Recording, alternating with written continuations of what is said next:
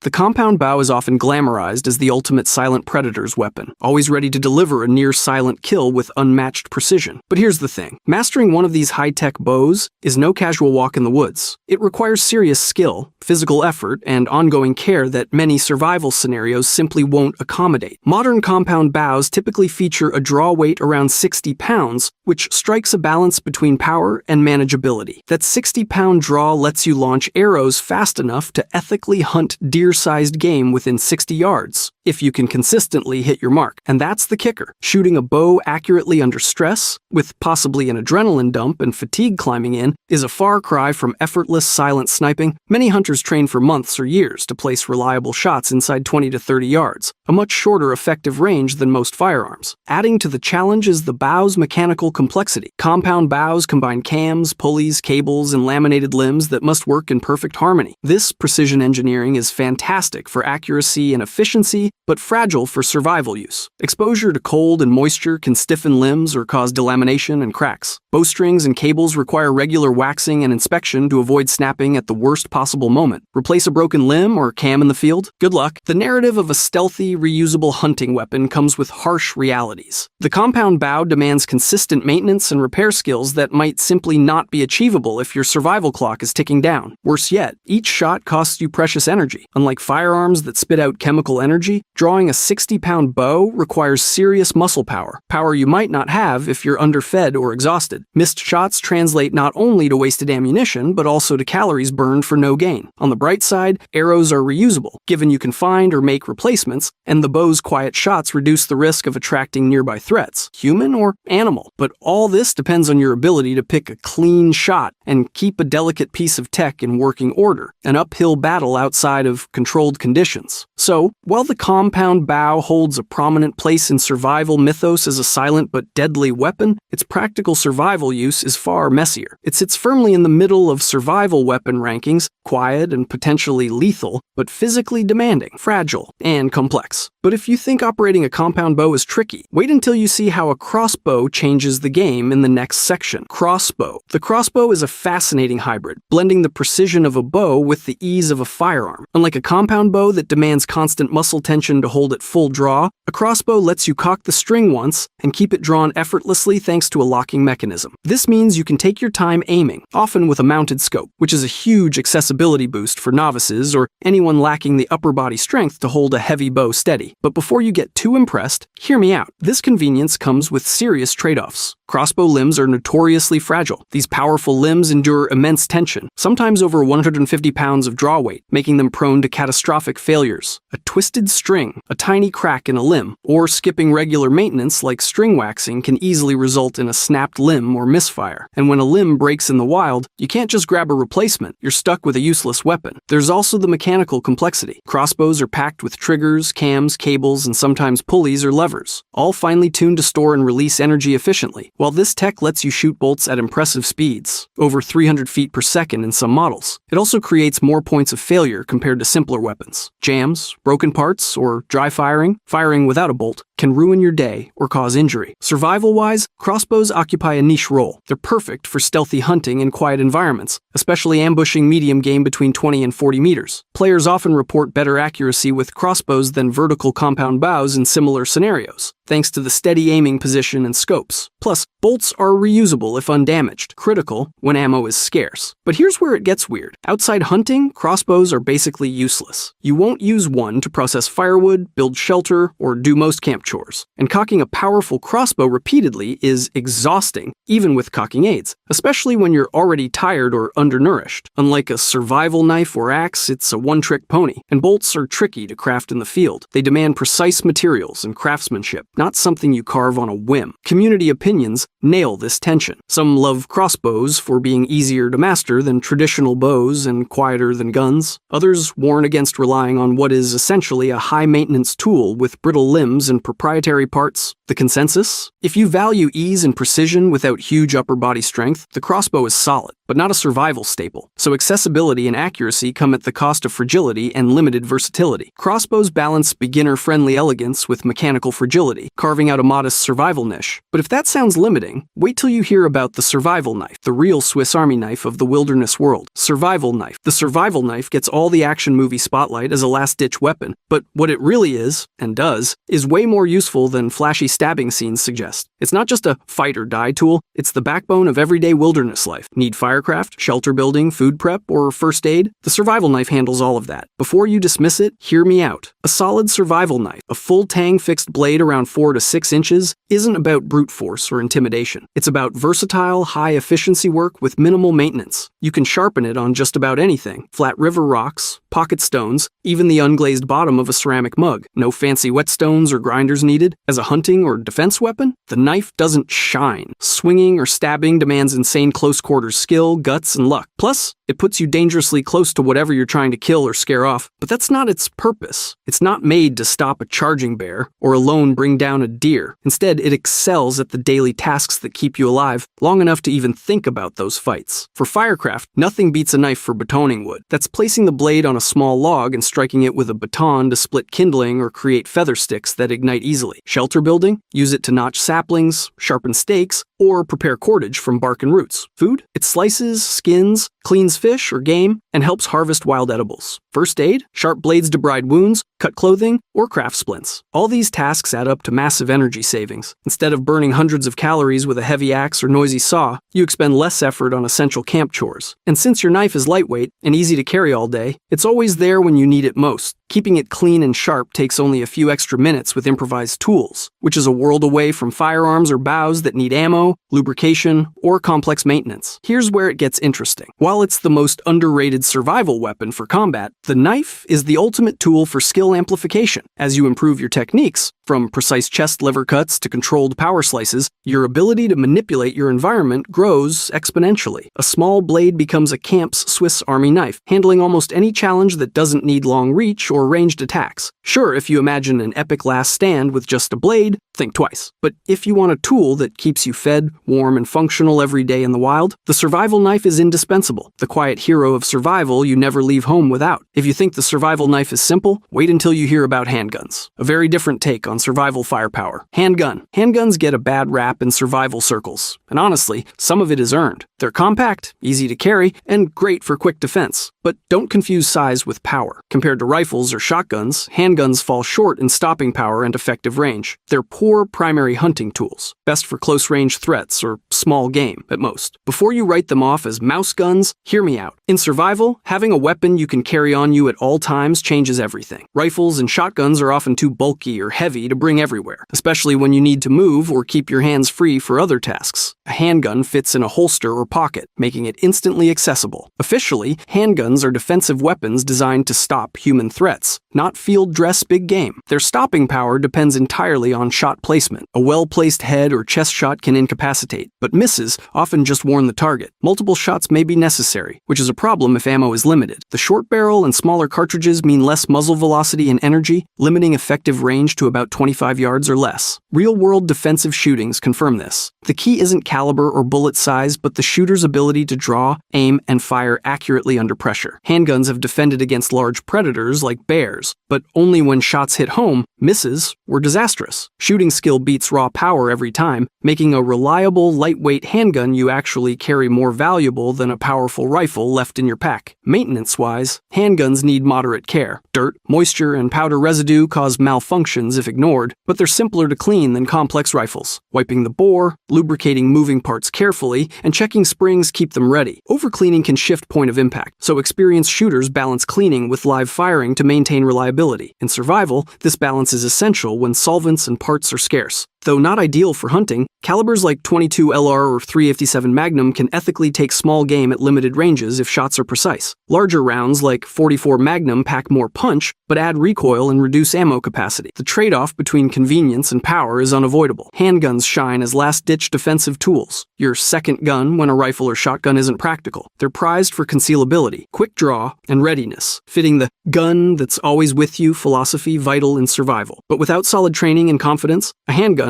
is just a noisy paperweight. Accuracy under stress is everything. Some survivalists rate handguns highly because they actually carry them daily. If your rifle's stored away or your shotgun weighs you down, the handgun is your immediate defense. Just don't rely on it as a food source. The ballistics, range, and ammo limits make hunting with a pistol a tough call. Here's the kicker. The handgun's limitations are what make it crucial. Its size means less weight, ease of carry, and readiness when bigger guns are left behind. A single rifle bullet may be stronger, but the handgun wins because it's there precisely when you need it. But if you think portability makes handguns top tier, the next section on rifles will show how much range and raw power really matter. Rifle. The rifle is the undisputed king of big game hunting, with long-range precision and kill efficiency that no other survival weapon matches. When it comes to putting meat on the table from a safe distance, rifles deliver results measured in pounds of protein and hours saved. A well-chosen rifle chambered in survival calibers like .223 Remington or .308 Winchester can ethically take down deer, elk, and even larger game at hundreds of meters. Modern hunting rifles often group shots within an inch or two at 100 yards, which is like shooting quarters from across a football field. But here's where it gets complicated. Rifles come with logistical baggage that's easy to overlook in theory, but brutal in practice. Ammo is heavy, bulky, and loud as thunder. A pound of centerfire rounds takes up as much space as a paperback novel and weighs almost as much as half a gallon of water. You can carry dozens of pistol or .22 rimfire rounds far more easily than the same amount of powerful centerfire ammo. When stealth is crucial, the echo of a rifle shot carries miles, scaring off game or attracting unwanted attention. Suppressors help, but don't make rifles silent, and they need maintenance and spare parts you won't find in the wild. Beyond ammo, rifles are specialized tools with a narrow focus, hunting big game and defense at range. Unlike knives, axes, or shotguns, they don't chop wood, build shelter, or prepare firewood. So, while your rifle might fill your freezer, it's not your go-to for camp chores. Plus, they demand practice. Long-range accuracy requires zeroing scopes, understanding ballistics, and being calm under pressure. You're carrying a precision instrument that works best as part of a survival system, not a solo solution. That said, rifles excel at their specialty like no other tool. Being able to engage targets several hundred meters away means you can hunt over a much larger area than bows or handguns allow. Rifle hunters consistently outperform archers in kill success, since bullets travel faster in flatter trajectories and reach farther with more predictable lethality. In survival, that means fewer wasted shots, less risk from close encounters with wary animals, and more reliable food. A clean kill is more humane, which matters when every ounce of meat counts. Community advice consistently recommends pairing a rifle with more versatile tools. A solid survival kit includes a fixed blade knife and axe along with the rifle. The rifle handles defense and big game hunting, while other tools cover shelter building, firewood processing, and close quarters tasks. Without this balance, you might end up with empty ammo cans, but no way to build warmth or repair gear. Maintenance also weighs in heavily. Rifles need cleaning to prevent malfunctions. Powder residue, dirt, and moisture jam actions or kill accuracy. Regular cleaning can shift the rifle's zero, so a fouling shot is often needed before confident shooting. Scopes and sights can loosen in rough conditions. Ammo must stay dry and corrosion-free. These demands make rifles high upkeep compared to mechanical weapons like bows or simple fixed tools, which is,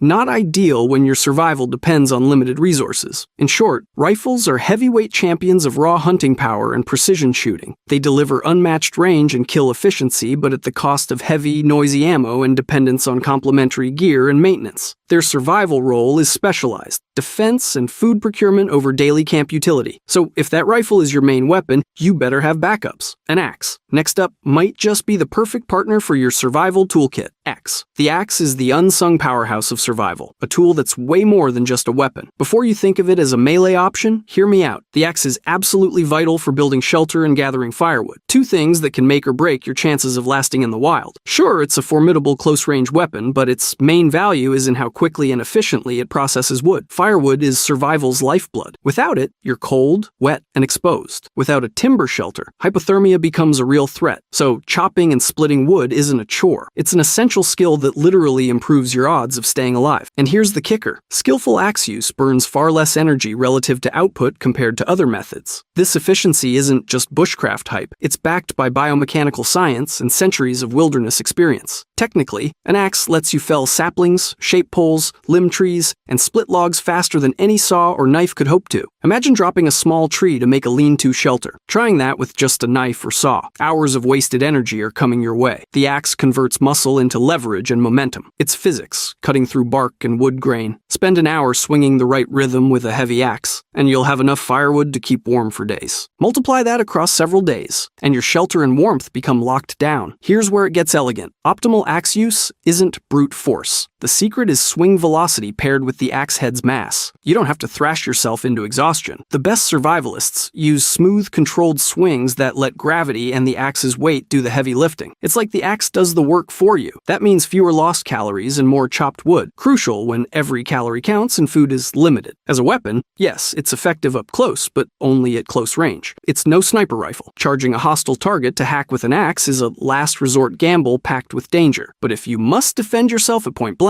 it delivers crushing power with one solid swing. Still, survival pros agree its real value isn't combat. It's the foundation for keeping fire burning and shelter standing. If you think fights are survival's top priority, you're missing the bigger picture. There's also a deep tradition and mountain of knowledge around axe use. Thousands of years of history prove no tool beats a sturdy axe for turning wild space into livable space. Techniques for safe chopping, splitting, and maintaining the blade in the field abound, and following them can literally stop injuries and tool failures. Of course, axes aren't perfect. They're heavier and bulkier than knives, need regular edge maintenance, and require respect and practice to handle safely. Swinging a dull or misused axe means slow work or painful accidents. But with the right care, a good axe can last a lifetime, sometimes several. At the end of the day, the axe's true superpower is legacy. It's not just a weapon, but a survival game changer. Without it, shelter and fire become Sisyphean tasks. With it, they're manageable, even efficient. It turns muscle into warmth and trees into habitability. Honestly, no survival kit is complete without a solid axe. But if axes are the backbone for shelter and firewood, when it comes to raw, ranged stopping power, the shotgun is a whole different beast. Shotgun. The shotgun is the ultimate survival weapon because it's the Swiss Army knife of firearms. Versatile, reliable, and deadly across an astonishing range of situations. If you could only carry one gun into the wilderness, this is the platform that covers the widest possible spectrum, from hunting tiny rabbits and birds to taking down deer-sized game and even close to medium-range defense against human threats or predators. No other weapon combines food acquisition, personal protection, and rugged practicality quite like a shotgun does. Here's where it gets fascinating. The magic all comes down to the ammo. With a shotgun, you're never trapped in one hunting or defense niche. Birdshot shells unleash a swarm of tiny pellets that spread out super quickly, making it way easier to hit small, fast-moving prey, upland birds, rabbits, or even squirrels, at short range. That pellet spread is basically like chucking a handful of marbles at a running target. Some are bound to stick. Shot shell sizes like 7.5 to 9 work perfectly for tiny birds, while number 6 or the 5 shot handles slightly bigger feathered game like pheasants, woodcock, or grouse. Switching to buckshot totally changes the game. The pellets are fewer but much larger and heavier, packing enough punch to stop a charging predator or attacker within 40 to 50 yards. Instead of one bullet, multiple large projectiles hit the target simultaneously, vastly increasing your chances of landing a solid shot while delivering devastating energy transfer. Then there are slugs, single, massive solid rounds that turn the shotgun into a rifled powerhouse at short to medium distances. Slugs are perfect for deer hunting, or even larger game up to around 100 yards. They punch through most barriers, and hit hard enough to rival many rifles in stopping power. But wait, the shotgun's versatility doesn't stop there. Mechanically, they're generally simpler than most rifles. Think pump-action Remington 870s or simple break-action single shots. These are rugged, proven designs built to hold up to to dirt, rain, and neglect better than you'd expect. Maintenance is straightforward. Clean the bore when needed, apply a light lubricant, keep it dry, and you're good to go. No tricky optics to fuss over, no complicated bowstrings to wax or replace, just reliable simplicity. Energy-wise, shotguns are pretty efficient too. Pumping the action or breaking open the barrel isn't physically demanding, certainly less strenuous than cocking a high-powered bow or crossbow. Plus, the massive hit probability you get with shot loads means fewer wasted rounds chasing down skittish prey, a huge advantage when every single shell matters. Sure, some people will point out that shotgun shells tend to be bulkier and heavier compared to rifle ammo, and yeah, that's a valid trade-off. But the staggering adaptability of the shotgun platform usually makes those logistics headaches worth it. You'd rather carry a dozen well-chosen shells that cover diverse hunting and defense scenarios than a bunch of rounds specialized for only one purpose each. Shotguns also shine outside direct combat or hunting roles. Need to signal for help? Flares fit shotgun barrels perfectly and can make the difference between rescue or getting lost. Need less lethal options? Rubber slugs and beanbag rounds are industry standards for crowd control or non-lethal defense. There are even specialized breaching rounds designed for quickly forcing entry if you're defending a shelter or in tactical scenarios. Among survivalists, hunters, and firearms trainers, the consensus is clear. The shotgun remains the go-to wilderness firearm. One expert even said birdshot, buckshot, and slugs combined offer an almost unmatched toolkit packed into one gun. It can switch seamlessly from quietly snaring dinner to booming defense in seconds flat. Yes, shotguns are longer and heavier than pistols or a folding knife, but you get what you trade. Compared to rifles, shotguns are often far more forgiving when it comes to shot placement at shorter ranges. Key if adrenaline's pumping or lighting and weather conditions aren't ideal. And the broad ammunition compatibility across multiple game types is an absolute game changer when you need to stretch every resupply farther. So why does the shotgun reign supreme in the survival hierarchy? Because it's adaptable, it's rugged, it's practical, and it simply does the most jobs for the least fuss. Whether you're fending off predators, collecting your next meal, or sending signals for rescue, you want a weapon that won't box you in or break down when things get tough. The shotgun checks every single one of those boxes. Pair it with a trusty survival knife and a sharp axe, and you've got a survival trio covering all essential bases: food gathering, defense, shelter building, and general campcraft. That's the kind of kit that balances versatility with toughness, empowering you to tackle whatever unpredictable challenges real survival throws your way. If you've been wondering which survival weapon really deserves the crown, here it is. The shotgun isn't just a gun, it's your best shot at adapting on the fly, staying efficient, and getting the job done without unnecessary hassle. Here's the thing about zombie outbreaks that nobody wants to admit. The vast majority of deaths wouldn't come from dramatic last stands or heroic combat. They'd come from unlocked doors,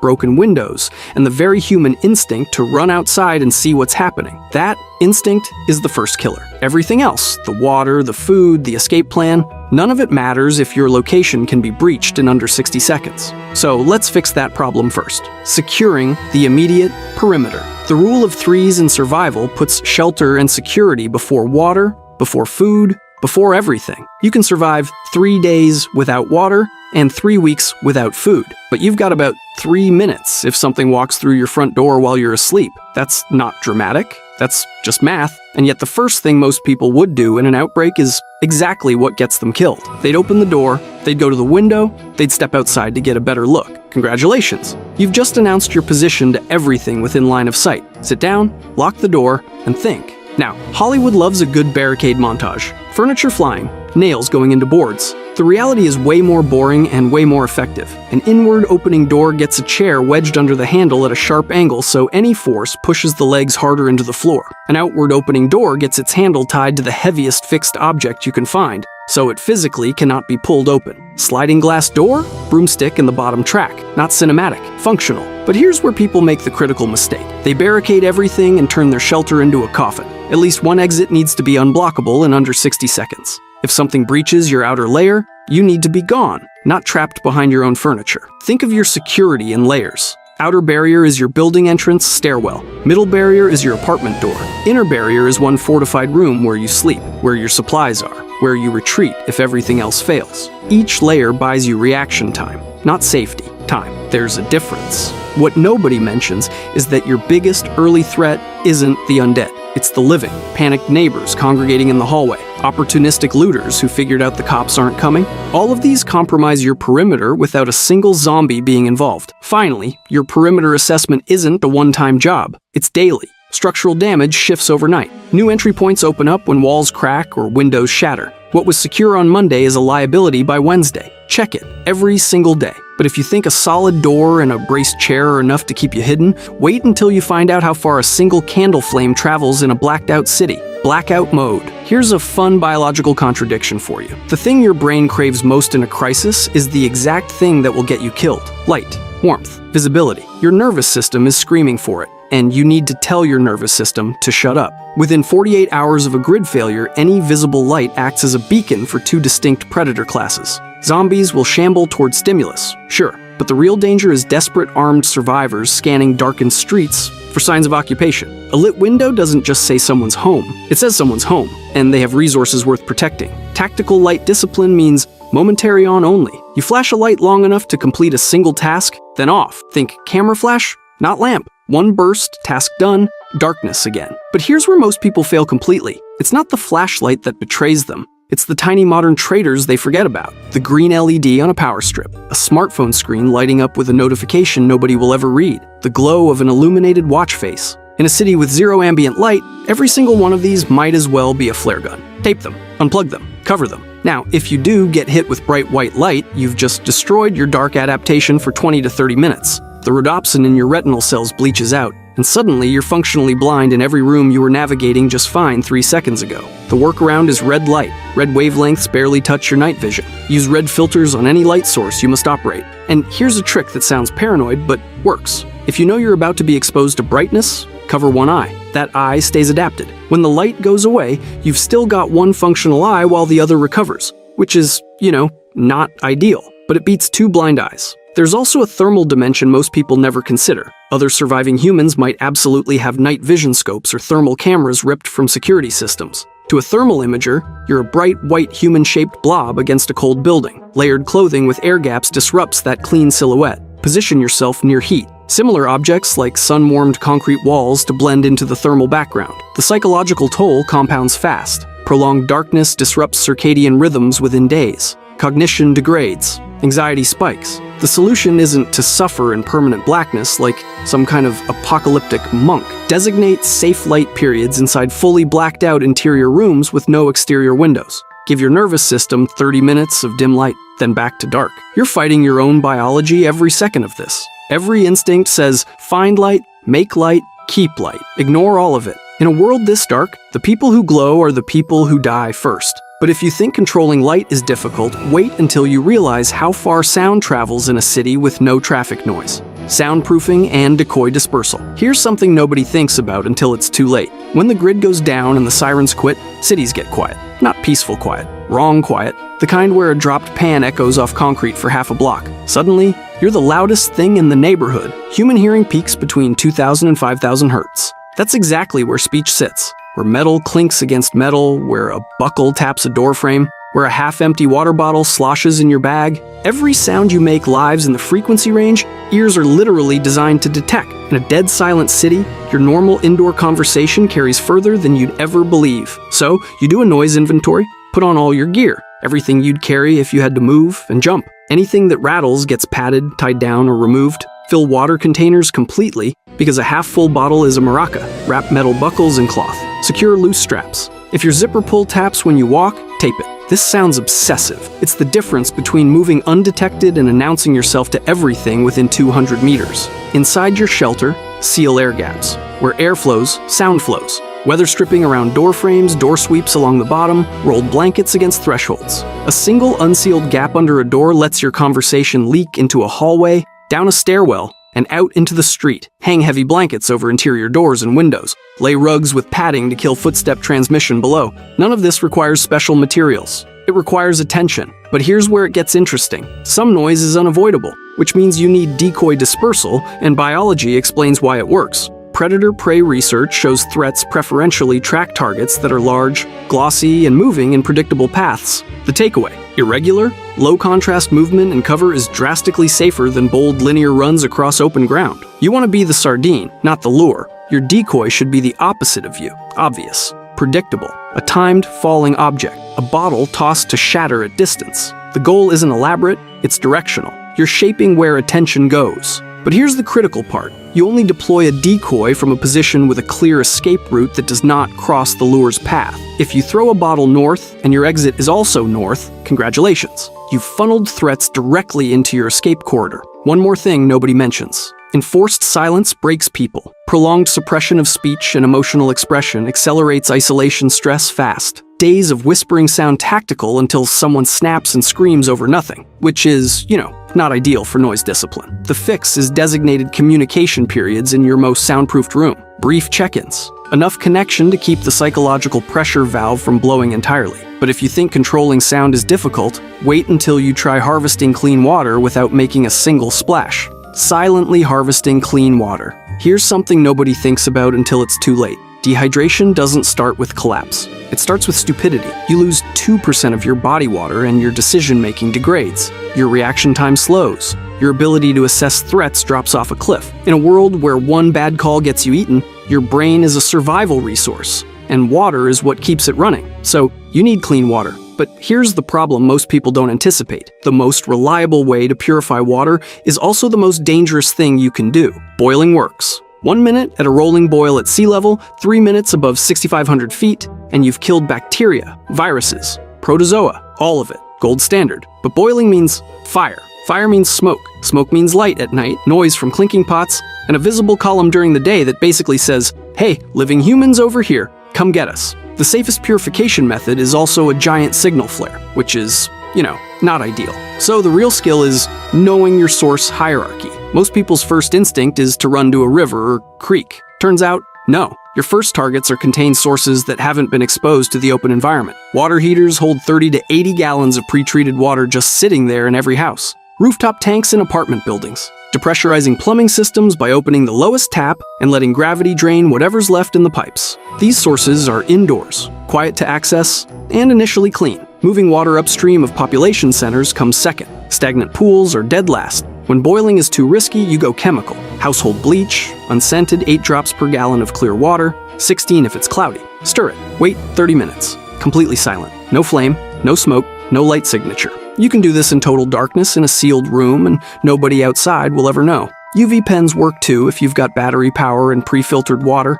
but bleach is the workhorse because it's everywhere, and it weighs nothing. For filtration, the numbers matter. A portable microfilter rated at 0.3 microns or smaller handles bacteria and protozoa, but if you're worried about viruses and you should be near corpse-contaminated water, you need ultrafiltration at 0.01 microns. Most camping filters don't hit that threshold. Know what your gear actually removes before you trust your life to it. One thing no treatment method fixes: chemical and radiological contamination. Water downstream of industrial plants, near derailed tankers in flooded factory zones. That water is permanently off limits. Boil it all day long, the heavy metals and toxins stay right where they are. Map those zones early and treat them as hard boundaries. The whole game here is silence. Fill containers completely so they don't slosh. Pad metal bottles so they don't clank in your pack. Harvest from internal plumbing via stairwells, rather than exposed street-level sources. Every step of the process should be invisible and inaudible. But if you think water logistics are tricky, wait until you try solving the calorie problem without cooking anything. The low-cook caloric strategy.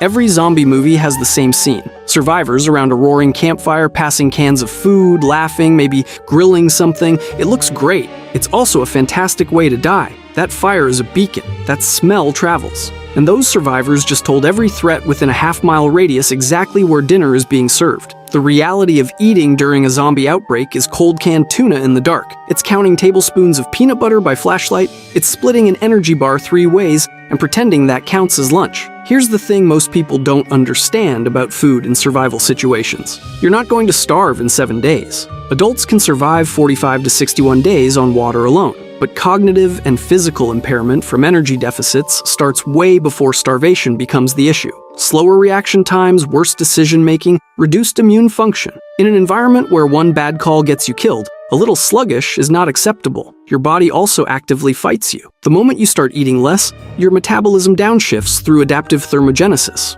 reducing energy expenditure by roughly 5.8 calories per day for each pound of body weight you lose. Your body is basically saying, oh, we're doing this now. Fine, I'll burn less. The clock is just ticking slightly slower. So, what do you actually eat? Anything calorie-dense that requires zero cooking. Canned meats, nut butters, energy bars, oats, and beans. all edible straight from the container. Oatmeal can be cold soaked with safe water. You just add water, wait, and eat something with the texture of wet cement. Delicious? No. Keeping you alive and quiet? Absolutely. Your refrigerator, assuming the power just went out, keeps food safe for about 4 hours unopened. A full freezer buys you 48 hours. After that, anything perishable becomes a gamble without thorough cooking, which brings us back to the fire problem. Eat your perishables first. When scavenging, you want maximum calories and minimum weight. Peanut butter is basically survival gold. A single jar contains roughly 2,600 calories and enough protein to matter. You can carry that in one hand. Compare that to hauling bags of rice you'd need to boil for 20 minutes over a fire that announces your position to everything within earshot.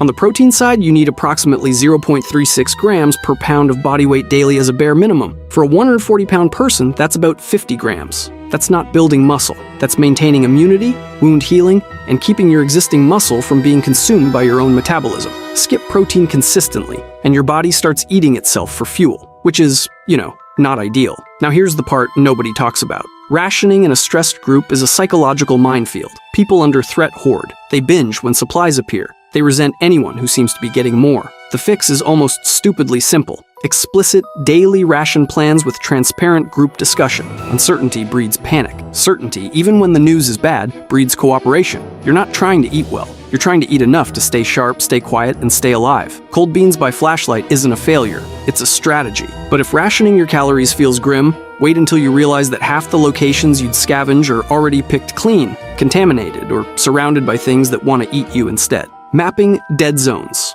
Most people think resource mapping means finding where the good stuff is. Marking pharmacies, grocery stores, water sources, gas stations. But the real value of a survival map isn't the green zones. It's the red ones. Knowing where resources have been stripped clean or contaminated beyond use saves you from burning irreplaceable calories on scavenging trips that were dead on arrival. Here's the thing. Infrastructure failures cascade. The moment a water treatment plant loses power, every pipe, hydrant, and fountain connected to that system becomes suspect. That's not one bad tap. That's potentially an entire district's worth of water you can no longer trust. And unlike food scarcity, which you can see when shelves are empty, water contamination is invisible. You won't know it's killing you until 3 days later when you're doubled over with dysentery and too weak to move. Chemical contamination is worse because it's permanent. An industrial fire, an overturned fuel tanker, a warehouse full of agricultural chemicals burning unchecked. Any of these can poison a neighborhood's water supply for months. And in urban environments,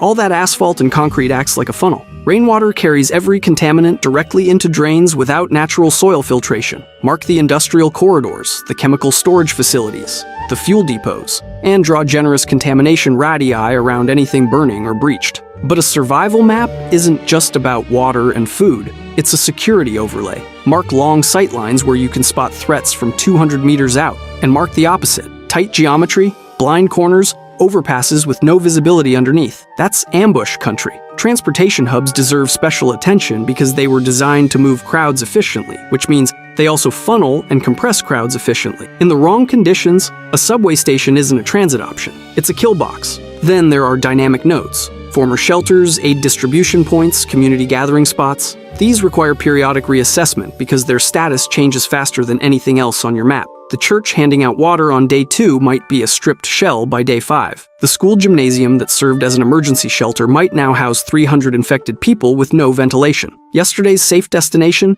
is today's red zone. Mark it, date it, check it again before you ever approach it twice. Here's an angle nobody considers. Different people in your group perceive danger differently in the same spaces. A narrow alley between 2 buildings might register as useful shortcut to one person and assault corridor to another. And that second instinct isn't paranoia. It's pattern recognition shaped by different lived experience. If you're mapping with a group, incorporate everyone's read on the terrain. The fears you dismiss might be the ones that save you. Now, as your map fills out over the first week, a pattern emerges. The green zones shrink, the red zones expand. Contaminated water, stripped stores, blocked routes, rising threat density. At some point, the math becomes unavoidable. If every viable resource within 2 kilometers is exhausted or poisoned, staying isn't shelter anymore. It's a siege. Your map becomes the evidence that either justifies holding position or forces the hardest decision of the week. But if you think mapping your environment is stressful, wait until you're staring at an infected wound with no hospital within reach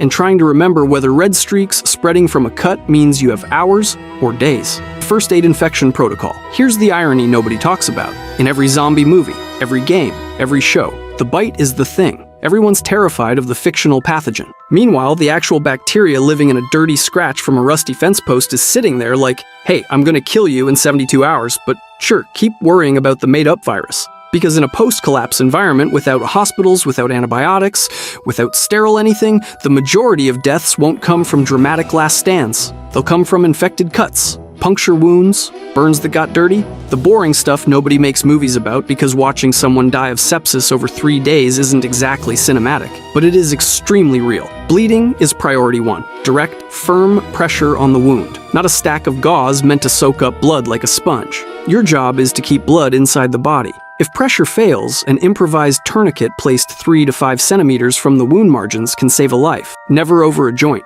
Tighten until bleeding stops, and accept that it's going to hurt. A living person in pain beats a comfortable corpse. Once bleeding is controlled, you clean, aggressively. Large volumes of clean water flush through the wound, removing debris, dirt, bacteria. The volume matters more than the solution. You're mechanically washing out the organisms that want to colonize that tissue. Now here's where most people mess up. Your instinct is to close the wound, bandage it tight, seal it up, move on. But high-risk wounds, specifically punctures, bites, and anything on the hands or feet, should be left open. Closing a contaminated wound traps bacteria in a warm, moist environment and essentially builds them a luxury apartment. It looks worse. It feels wrong. Do it anyway. And this is where the rabies analogy becomes genuinely useful. Rabies is nearly 100% fatal once symptoms appear. Full stop. But immediate mechanical wound cleansing with soap and water alone significantly reduces infection risk even without the vaccine. The physical act of flushing pathogens out before they establish themselves is powerful enough to meaningfully change outcomes against one of the deadliest viruses on the planet.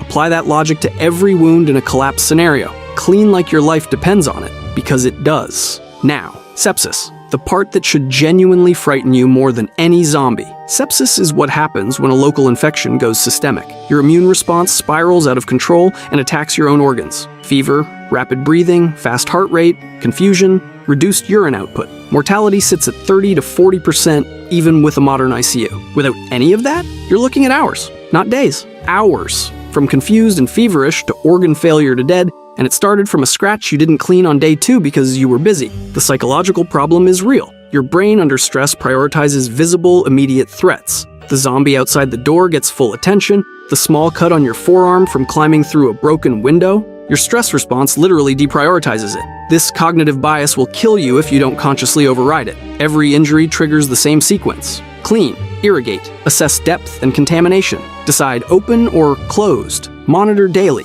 Escalate at the first sign of spreading redness, warmth, or systemic symptoms. No exceptions. No, it's fine. No, I'll deal with it later. But if you think infections are the scariest slow killer in your environment, wait until you have to decide whether your entire shelter has become one. The strategic evacuation trigger. The moment you decide whether to stay put or hit the road is the biggest call you'll make in that first week. Without clear, predefined criteria, people tend to either cling too long out of habit, attachment, or outright denial, or they bolt impulsively at the first sign of trouble. And both roads lead straight to disaster. Here's where emergency hospital evacuation frameworks actually offer a surprisingly perfect blueprint for your household decision-making. They assess structural integrity, perimeter security, water and food availability, and the shifting threat landscape, each against explicit thresholds. If your shelter's floors start sagging or walls crack, that's a red flag. If doors and windows keep getting compromised, or, hostile humans have zeroed in, that's another. Then there's resources. Water that's permanently contaminated,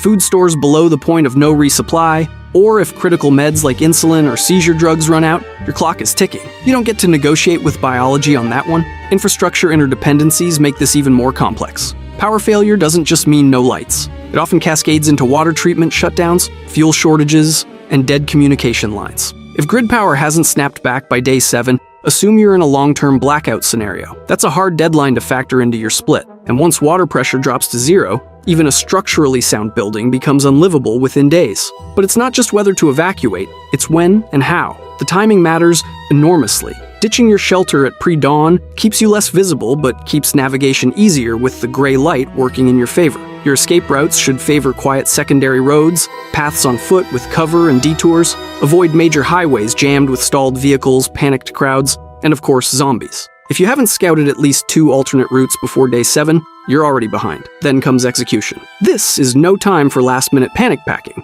Your go bag should be ready, loaded for at least 72 hours, with essentials like water purification, food, first aid, and tools. Everyone must know their role. Scouts, carriers, protectors. Those with limited mobility get assigned helpers or transport. Hesitation at the door could mean the difference between life and death. Practice the departure sequence before you need it. Even one dry run cuts your exit time in half. Where you go matters just as much as where you leave. Rural areas often have lower population density and fewer predators, which can be safer. But remote locations also bring isolation and resource scarcity challenges. Your evacuation destination must be as carefully chosen as the moment you pull the trigger. A cabin with no water source is just a prettier coffin. Emotionally, this decision carries enormous weight. Leaving home means confronting grief, fear of the unknown, and severing bonds of place attachment. But reality won't wait for you to get over it. Your shelter could become a death trap, as the map of available resources shrinks every day. By day 7, if you haven't already been forced out by immediate danger, you will have either reaffirmed your location as viable for the medium term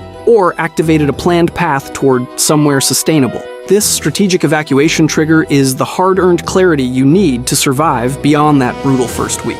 When disaster strikes, pop culture paints a clear picture of where to run, straight to the nearest mall. It seems like the perfect refuge. Food, shelter, and climate control all in one spot. But is this classic zombie survival move really as smart as it looks? Let's break down why rushing to the mall might actually be one of the biggest mistakes you can make in those critical first hours. The head to the mall strategy. Everyone's seen it. When the zombie apocalypse hits, the first instinct is to sprint for the nearest mall and lock yourself inside. It's iconic thanks to movies like Dawn of the Dead, where malls become fortress-like refuges stocked with endless supplies behind glass doors. But here's the thing, this classic survival plan is mostly a myth. Sure, malls offer some perks. They're climate-controlled, massive buildings with food courts, grocery stores, pharmacies, and all kinds of shops. For short-term survival, getting inside means shelter from weather and immediate access to food and supplies. But that's where the positives stop. Malls aren't fortresses, unless you have an army to lock dozens of entrances, guard every loading dock, and patrol the sprawling interior. With multiple emergency exits, service corridors, and glass doors, containing a mall is practically impossible for small groups. Holding back zombies and desperate humans with sandbags is the situation. In other words, not ideal. And malls attract trouble fast. Centrally located near population centers, they become magnets for crowds fleeing chaos, looters hunting supplies, and hordes of zombies drawn by noise and light. Parking lots and entrances turn into choke points, where panic and stampedes create easy targets. Inside, things only get worse. Survivors trapped together rarely last long before social tensions boil over. Fights over rationing, leadership struggles, and disputes about behavior. Instead of safe havens, malls become pressure cookers of conflict. The illusion of abundance pushes reckless consumption, like clinging to consumerism while everything outside burns. Here's where it gets weird. The smarter move isn't rushing to the mall to bunker down. Use malls as temporary supply depots after you secure a smaller, defensible shelter nearby. Make quick in-and-out runs for necessities during quiet moments, instead of trying to hold the whole complex. This lowers risks from crowds and escape traps. Timing matters too. Arriving during the outbreak peak means facing traffic jams, infected crowds, and unknown contamination. Waiting or finding alternatives nearby is safer. The mall isn't the fortress pop culture wants you to believe. It's a resource hub with serious risks. So next time you hear head to the mall, remember, it's not a stronghold. It's a trap disguised as convenience. If you think that's bad, wait till we cover why the guns are the best. Myth could get you killed. The guns are the best weapon fallacy. Everyone watching zombie movies has seen the protagonist convince themselves that a massive arsenal of guns is their ticket to survival. Rifles, pistols, shotguns. Guns are glamorized as the ultimate solution. But here's the thing, that's not only misleading, it's downright dangerous as a survival mindset. Before you brush this off as paranoid, hear me out. Defensive gun use data from the real world isn't some Hollywood script. Studies estimate fewer than 1% of crimes annually involve firearms used defensively. In fact, around 69,000 defensive gun use incidents happen each year in the United States, which sounds like a lot, until you realize how rare that really is compared to the total number of threats people face. It gets weirder. Research actually shows people using guns to defend themselves are less likely to escape without injury, compared to those relying on other methods. One analysis found only about 7% of gun users successfully got away, while 18% who didn't use a firearm escaped unscathed. So having a gun doesn't magically grant you better odds. Sometimes, it lowers them. Now the noise factor is a brutal catch-22. Guns are loud, so loud that firing even a single round can echo for miles. In a zombie scenario, that sound doesn't just alert the undead, but every hostile human within earshot too. A shot solves one problem, but summons many more. Sound carries. Zombies and bad actors alike don't need a reason to show up, they just need to hear something worth investigating. Ammo isn't free either. Carrying enough bullets to survive a few encounters adds serious weight and takes up precious space in your pack. And guns require careful maintenance to function right, which is a tall order when you're exhausted, stressed, and wiping dirt off your gear in the field. If you think guns are necessarily better, let me throw melee weapons into the ring. Knives, spears, even sturdy sticks or makeshift blades don't depend on ammo, and they keep you quiet. Sure, they demand fitness and practice, but those skills can be the difference between surviving a fight or getting overwhelmed. The reality? Effective short-term defense isn't about idolizing any one weapon. It's a mix. Situational awareness to avoid conflicts, strategic barricades for protection, teamwork to cover blind spots, plus weapons suited to the moment. Firearms can be tools in the toolbox, but they're not a silver bullet, nor even the best starting point for most survivors. Put simply, the idea that guns guarantee survival in a short-term zombie outbreak is exactly the kind of romanticized fantasy pop culture pushes, and it ignores crucial, messy realities of risk, noise, logistics, and human error. But if you think relying on guns is the biggest myth, wait until we dig into why underestimating cardio could cost you a lot more than just a bullet. Up next, the cardio doesn't matter trap. The cardio doesn't matter trap. Rule number 1, cardio. It's drilled into us by every zombie survival guide, every apocalypse movie, and practically every expert, yet somehow it still gets overlooked like background noise. You'd think fitness is just some quirky bonus tip beside all the cool gear and guns, but here's the catch. Cardio isn't just helpful, it's literally a life or death deal in any short-term survival crisis, and most people completely miss why it forms the true foundation beneath all the tactical flair. Before you roll your eyes, seriously, hear me out. Sure, a tactical vest, night vision goggles, and a high-powered rifle look badass. They might make you feel invincible in a fantasy world, but when the real clock starts ticking, when every second could cost you your life, none of that gear matters if your body can't move and endure. Cardiorespiratory fitness isn't just some vague health buzzword. It's scientifically connected to survival odds, actual mortality risk, and how well you tolerate overwhelming stress. People with solid cardio capacity consistently beat out their out-of-shape counterparts in real dangerous situations. Hands down, picture a zombie outbreak or sudden disaster lasting just a few intense days. You don't just sprint once and call it good. You need to run back and forth to refuge spots repeatedly. You carry heavy loads to barricade doors and windows. You climb fences, dodge hazards, and keep pushing when your throat's dry and lungs scream. Every one of those tasks requires sustained physical effort. Good cardio means you can keep going after hours of this, while everyone else is wheezing, stumbling, or outright collapsing. Here's where the typical survival plan falls apart. Heavy armor and excessive gear don't make you a superhero. They cripple your mobility. Even fully trained military personnel suffer major drops in movement quality and shoulder function when fully kitted out. Now imagine civilians lugging around twice as much weight with zero cardio training. The result? Not just slower movement. It's a total loss of your ability to run, fight, or even escape when it matters most. Neglecting fitness leaves hundreds of thousands, probably millions, helpless when they need it most. No matter how many tactical advantages you think you have, it won't help if your body craps out after 100 meters. Gear doesn't boost your lung capacity or heart strength. Cardio remains the one essential, non-negotiable baseline. And don't fool yourself thinking you can cram months of training into days once the outbreak begins. Building genuine fitness isn't a short sprint. It's a long haul that demands consistent effort and discipline well before disaster hits. Those who've trained carry a massive edge over those who haven't when the nightmare actually arrives. Bottom line, short-term survival isn't about weapons or gadgets. It boils down to who can move fast, handle brutal physical stress, and outlast the initial chaos when it's all on the line. The rule number 1, cardio meme isn't a joke or a tired cliche, it's survival science in its purest form. So if you've been prioritizing shiny gear over running stairs or building endurance, you're quietly setting yourself up to fail the moment real danger crashes down on you. But if you thought ignoring cardio was the worst prep mistake, just wait until you hear about the paranoia that turns every stranger into a deadly enemy. The every stranger is an enemy. Paranoia, the idea that every stranger is a threat in a survival situation, is so baked into zombie stories, it's basically wallpaper. But here's the kick. Real disaster sociology says the opposite is true. People facing catastrophe don't just lash out at each other until everyone's a shooting target. Cooperation isn't a nice bonus. It's practically the default survival mode. Before you write this off as naive optimism, hear me out. Studies looking at behavior during disasters like Hurricane Katrina, the 2010 Haiti earthquake, and other crises consistently show that while some panic and selfishness happen, a lot of people actually come together to help. Strangers share water, provide shelter, even form impromptu rescue team. The data shows prosocial behavior is common and essential, not the exception. Shelters often report volunteers from completely different backgrounds banding together quickly, despite chaos all around them. Sure, groups confronting disaster do struggle with trust. Balancing who to include and who to exclude is tricky. It's a tightrope between keeping a tight, dependable team and not scapegoating outsiders just because they're unknown. Groups that slam the door on every newcomer often isolate themselves and miss out on crucial skills, manpower, or information that could mean the difference between life and death. In some flood zones, exclusive groups hoarding resources ended up worse off because they refused help that could have boosted their defenses or survival odds. The problem with the paranoia that every stranger is an enemy is it cuts off the possibility of forming networks of trust and resource sharing. These networks multiply survival chances by pooling food, watching for threats, and combining tactical knowledge. Rejecting all outsiders might feel safer in theory, but it invites exactly the opposite: loneliness, burnout, and vulnerability. You can't defend a perimeter or share water alone indefinitely. Extended social ties provide practical benefits like backup guards, scavenging partners, and emotional support. It's survival math. More hands and minds increase chances. Here's where it gets complicated. Total trust is obviously dangerous. No one's saying you should welcome everyone with open arms. Even cautious vetting and establishing clear social norms dramatically reduce risk, but keep the door open to cooperation. Groups that figure out how to screen newcomers while allowing some inclusion stay stronger in the long run. Think of it like a social firewall, letting some signals through but shutting down the hackers. Empirical evidence warns that paranoia can actually create the violence it fears. When you treat strangers like immediate threats, tensions escalate quickly. Preemptive aggression spurs retaliation cycles that eat up valuable energy and reduce everyone's survival odds. History and sociology both show this spiral of suspicion destroys cohesion and effectiveness far faster than any outside threat. For example, isolated militias breaking out and infighting during prolonged sieges ended up collapsing from within, long before external enemies could. The smartest short-term survival strategy strikes a balance. Adopt moderate skepticism, keep your guard, but remain open to alliances. Prosocial bonds formed quickly under threat aren't just feel-good myths. They're proven survival multipliers. The instinct to assume everyone is out to get you is understandable but deadly. It's a classic trap that sidelines collaboration just when we need it the most. If you think locking everyone out is safer, consider that the world's most resilient communities during disasters are those with trusted networks extending beyond immediate family or friends. Those extra hands, eyes, and knowledge literally save lives. Neighborhood coalitions pulling together after wildfires, volunteer search parties, and floods all point to one truth: connection equals survival. So ditch the paranoia and embrace cautious cooperation. It's the real zombie survival hack. Next up, we'll tackle another giant misconception: why water is way more important than the shiny weapons everyone obsessively hoards. The water is less important than weapons oversight. People obsessed with gearing up for a zombie apocalypse often put weapons at the top of their priority list. But here's the thing: the rule of 3 in survival says otherwise. You can survive about 3 minutes without air, 3 hours without shelter, and only about 3 days without water. Weapons? They don't even make the cut. That means after ensuring breathable air and basic shelter, water becomes the non-negotiable next step within 72 hours. Far more urgent than loading up on ammo. Dehydration isn't just uncomfortable. It wrecks your cognition and stamina fast. Dizziness, confusion, and fatigue hit hard, making it far harder to run away, climb obstacles, or keep your head in a fight. You might have the deadliest weapon in the world, but if you're dehydrated, those guns become useless bricks. No point being armed if your body can't make the split-second decisions or maintain the physical effort to survive. Public health experts back this up with clear, practical guidelines. The CDC recommends storing at least 1 gallon of water per person per day for a minimum of 3 days. That's 3 gallons per person just to cover basic drinking, cooking, and hygiene. It's not some optional luxury or second thought. It's foundational. That water benefits everyone in a group, weapon bearer or not, and supports every other survival activity from food prep to medical care. Meanwhile, ammo is heavy, bulky, and often holds limited use in the first few days. People lugging extra weapons are adding weight that saps stamina without guaranteeing survival. And water is the universal resource. Your brain, heart, lungs, muscles, and immune system all depend on it working. One underappreciated tool for water survival? Household bleach. Most survival guides overlook bleach's vital role in purifying water. A few carefully measured drops can disinfect contaminated water, turning unsafe sources into drinkable supplies. This makes bleach a travel-friendly, lightweight survival multitasker. It's It's doubly useful for sanitizing water containers, preventing bacteria from sneaking in before you even add water. Here's where it gets weird. People often forget that water infrastructure failures are some of the first and most widespread collapses in any disaster. Pipes break, treatment plants shut down, taps run dry, or dole out contaminated flows. Yet a laser focus on weapons means many overlook the critical urgency to stockpile and secure clean water. Meanwhile, even a heavily armed survivor who can't stay hydrated risks rapid decline, physical weakness, impaired judgment, and eventually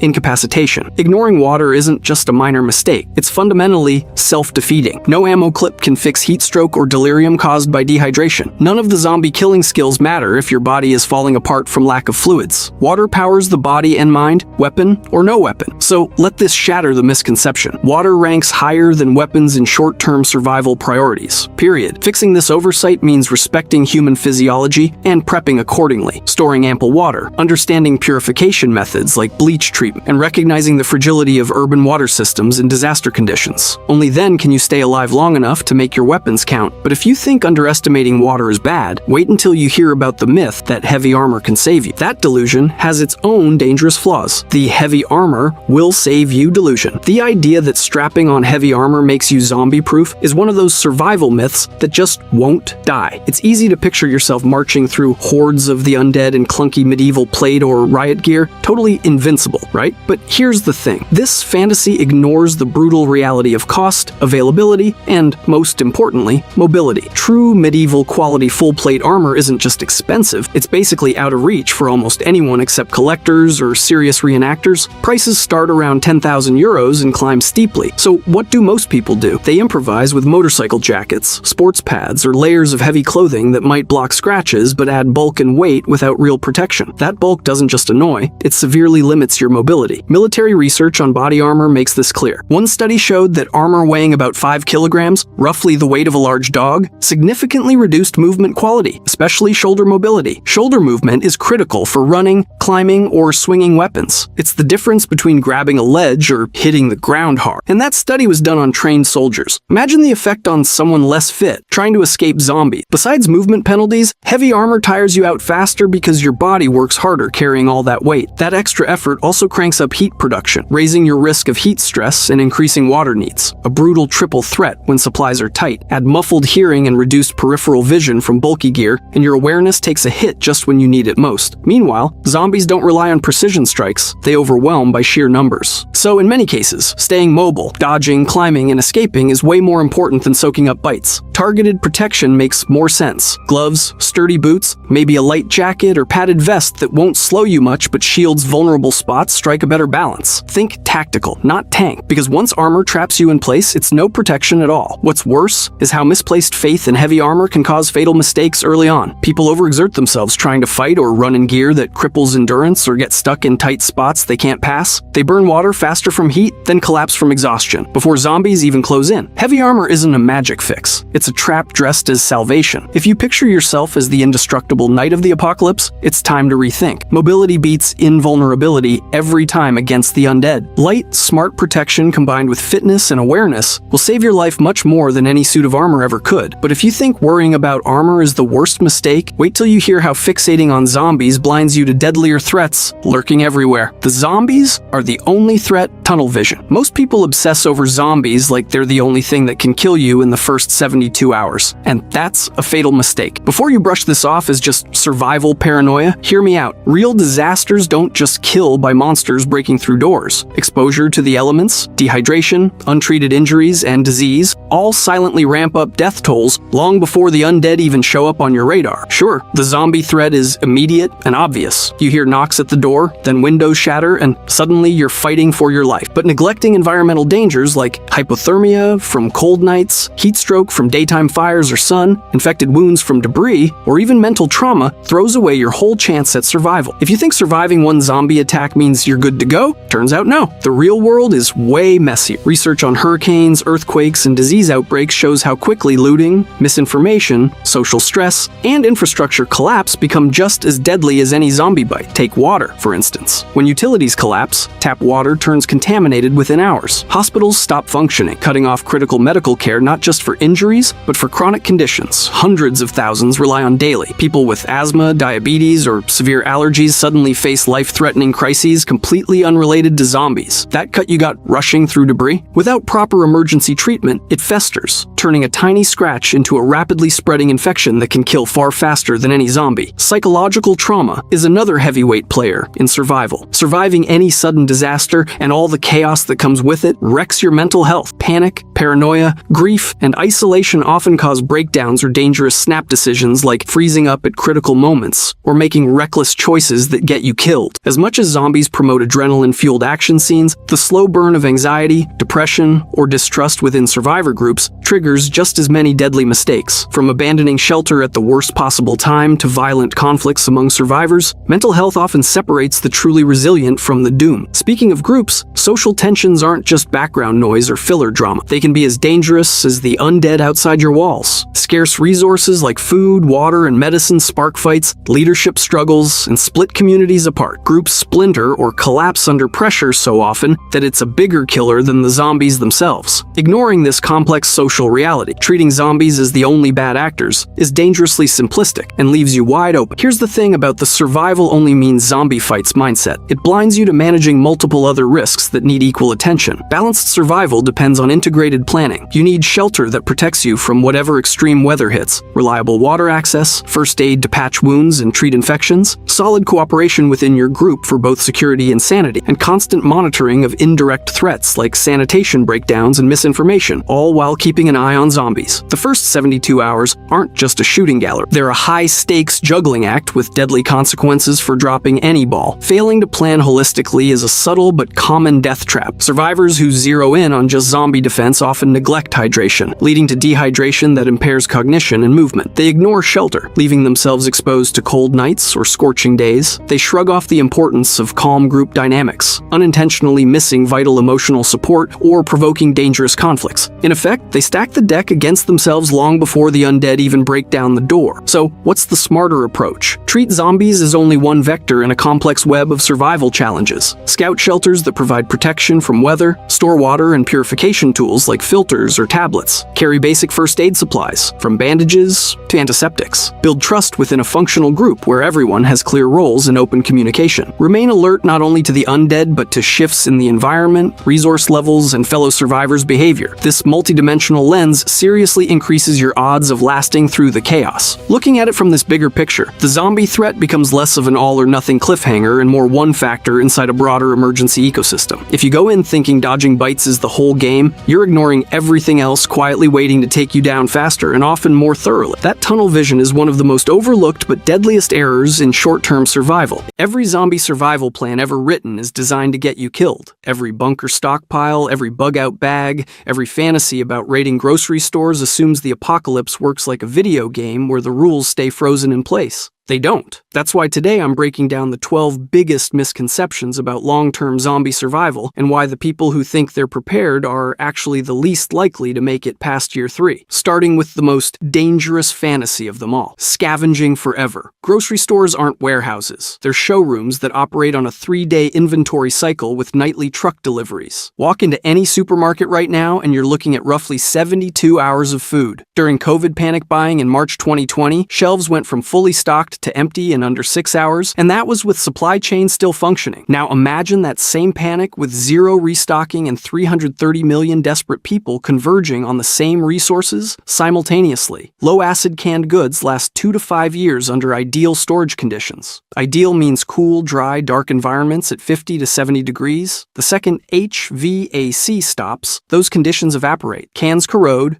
seals fail. Rats shred packaging. Dry goods like rice and pasta last 6 to 12 months maximum. The siege of Leningrad from 1941 to 1944 is the closest parallel we have. 3 million people had roughly 1 month of food reserves when surrounded. Even with rationing and supply routes, 800,000 to 1.5 million civilians died. Daily rations dropped to 125 grams of bread per day, half of it sawdust. People ate wallpaper paste, boiled leather, and zoo animals. 2,105 people were arrested for cannibalism in 6 months. By summer 1942, survivors had converted every patch of ground into vegetable gardens, because scavenging was never going to be enough. If you think you're raiding your way through 3 years, you're planning for slow starvation with extra steps. Gasoline forever.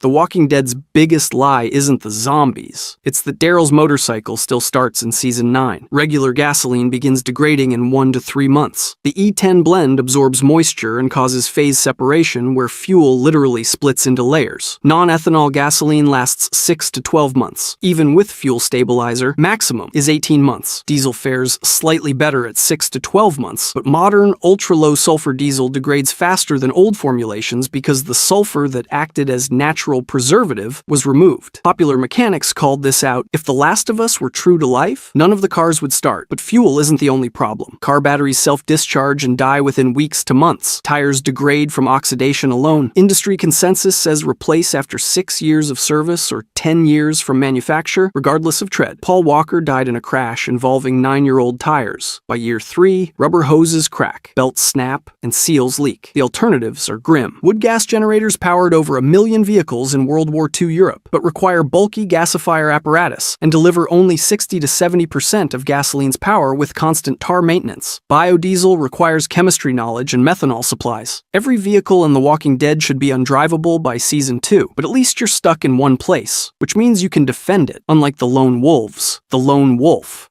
Every post-apocalyptic fantasy includes that one badass who needs nobody. Daryl Dixon, the Fallout Wanderer. The problem is it's mathematically impossible. A single person cannot maintain 24/7 security. Sleep is not optional. You need minimum 3 people just for 8-hour guard shifts, and those people also need to eat and work. One broken ankle becomes a death sentence when nobody can fetch water or defend you while immobilized for 6 weeks. British anthropologist Robin Dunbar found layered group structures across all human societies. 5 people in an intimate support clique, 15 in a sympathy group, 50 in an effective working band, 150 in a full community. Analysis of hunter-gatherer societies, medieval villages, and military organizations consistently shows groups of 50, 150, and 500 are disproportionately common and have greatest longevity. The smallest self-standing military unit worldwide is the Company, ranging 120 to 180 soldiers. That's Dunbar's number appearing in every functional human organization throughout history. Anglo-Saxon villages in the Domesday Book averaged around 150 people. Even history's famous mountain men operated in a continent with only 10 million widely dispersed indigenous people and vast wilderness. Today's scenario, 330 million people competing for resources. The conditions that allowed rare solo survival no longer exist. Actual lone wolves in nature have the highest mortality rate of any wolf. There's a reason for that, but even if you accept needing a group, most stockpile the wrong survival tool. Guns solve everything. Firearms dominate every zombie survival plan. Preppers stockpile thousands of rounds. The assumption is that a well-armed survivor is a safe survivor. Ammunition is finite and non-renewable once manufacturing stops. The US produces roughly 9 billion rounds annually. That sounds infinite until you look at Vietnam War consumption rates. 52,000 rounds fired per confirmed enemy hit. Even billions of rounds become scarce within months of active use. But the bigger problem is what every gunshot does. A handgun can be heard 1 mile away, a rifle 2 miles or more. In a post-collapse world with zero ambient noise, gunshots carry even farther. Every trigger pull broadcasts 3 things. Here's where I am, I have resources worth defending, I have a firearm worth taking. Then there's maintenance. Cleaning solvents, lubricants, bore brushes, replacement springs all require industrial manufacturing. The M16's reliability problems in Vietnam were caused by inadequate cleaning. Soldiers died because they couldn't maintain weapons in field conditions. But here's what breaks firearm dependency. Primers. Those tiny explosive caps require precise chemistry with mercury fulminate or lead styphnate that cannot be safely improvised. When your primers are gone, every gun becomes an expensive club. Bows and crossbows offer silent operation, reusable ammunition, and field manufacturability from natural materials. For 3+ year survival, sustainability beats firepower. power. In year 1, the guy with the AR-15 is king. In year 5, the guy with the bow and vegetable garden is alive. But most assume they'll start that garden whenever canned food runs out. Farming is easy. Farming has a 3 to 5 year learning curve even for dedicated students. First-year crop failures are the norm. One beginning farmer planted 250 watermelon seedlings and harvested roughly 100, learning that weeding should not be an afterthought. Beginning farmers make up only 10% of the farming population because the barrier to competence is enormous. The calorie math is brutal. One person needs roughly 1 million calories per year. Potatoes produce 17.8 million calories per acre at commercial yields with irrigation, fertilizer, pesticides, and hybrid seeds. Without modern inputs, an inexperienced farmer might achieve 25 to 50% of yields. You need 1 to 3 acres per person minimum, plus years of soil preparation. Then there's the seed problem. Most commercial seeds are hybrids that don't breed true. Seeds saved from hybrid plants revert to unpredictable genetics. Only heirloom open-pollinated seeds can be reliably saved and replanted. A survivor grabbing random packets won't know the difference until their second-year crop is worthless. In 1609 to 1610, 500 English colonists at Jamestown had an entire continent of arable land, native trading partners, and supply ships from England. 88% died in one winter because they couldn't farm. They ate horses, dogs, rats, shoe leather, and, confirmed by 2012 archaeological evidence, each other. Jamestown is the single most relevant historical parallel. These weren't stupid people. They were desperate people who discovered too late that farming is a skill you can't learn while starving. But at least they had clean water. Water everywhere. Clean water seems easiest to solve. Rivers, lakes, streams, rain. Just fill your canteen from any body of water. Municipal water systems rely on electric pumps. After power failure, water tower reserves drain within 6 to 12 hours. Apartment buildings lose water immediately. Water treatment plants stop treating within hours. Without ongoing chlorine treatment, bacterial regrowth in pipes begins rapidly, and pressure loss allows contaminants from soil to seep into distribution systems. Surface water is almost always contaminated. E. coli, Shigella, and Vibrio cholerae have incredibly low infectious doses. As few as 10 to 100 organisms can cause disease. Without antibiotics, waterborne illness becomes potentially fatal. Dysentery and cholera kill through dehydration, creating a vicious cycle where illness prevents you from retaining water you need. Yemen's ongoing conflict destroyed water infrastructure and produced 2.5 million suspected cholera cases, the largest recorded outbreak in history. Haiti's 2010 earthquake contaminated the Artibonite River, causing 473,000 cholera cases and 6,000 deaths in a country that hadn't seen cholera in a century. Globally, contaminated drinking water causes 505,000 diarrheal deaths per year with partial infrastructure functioning. A person needs 1 gallon per day minimum, realistically 2 to 3 liters with physical labor, doubling in hot conditions. Long term, you need a reliable clean source like a deep well with manual pump or rainwater collection with filtration. All require knowledge, materials, and ongoing maintenance. Water won't kill you in 3 days because you can't find it. It'll kill you in 3 weeks because what you found was full of cholera. But at least waterborne disease is a known threat. The real killers are ones people don't see coming. Zombies kill you. The biggest threat in a zombie apocalypse isn't zombies. It's a cavity. In 1900, the top 3 causes of death in the United States were infectious diseases: pneumonia, tuberculosis, and gastrointestinal infections. Together, they caused 1/3 of all deaths, 40% in children under 5. Average life expectancy was 47 years. A bacterial infection could kill a healthy adult in days. In 1600s London, teeth was listed as the 5th or 6th leading cause of death. Until 1908, dental infections ended in death 10 to 40% of the time. Untreated abscesses spread to become sepsis, airway obstruction, brain abscesses, and heart infections. Hugo Boss died from a tooth abscess that reached his bloodstream. Childbirth becomes a death sentence. In 1900, 1 in 100 women died per pregnancy. Between 1550 and 1800, roughly 1 in 18 married women died in childbirth. Historian Irvine Loudon documented the progression. A woman could be delivered Monday, happy Tuesday, feverish Wednesday, delirious Thursday, dead Friday. Antibiotics have extended shelf lives. The FDA found 88% of drugs remain effective for an average of 66 months past expiration. But once they're gone, they're gone. And tetracycline can become toxic when expired, causing kidney damage. Mundane injuries become fatal: a cut while gardening, a scraped knee, a toothache, an infected blister from poorly fitted boots. In a real zombie apocalypse,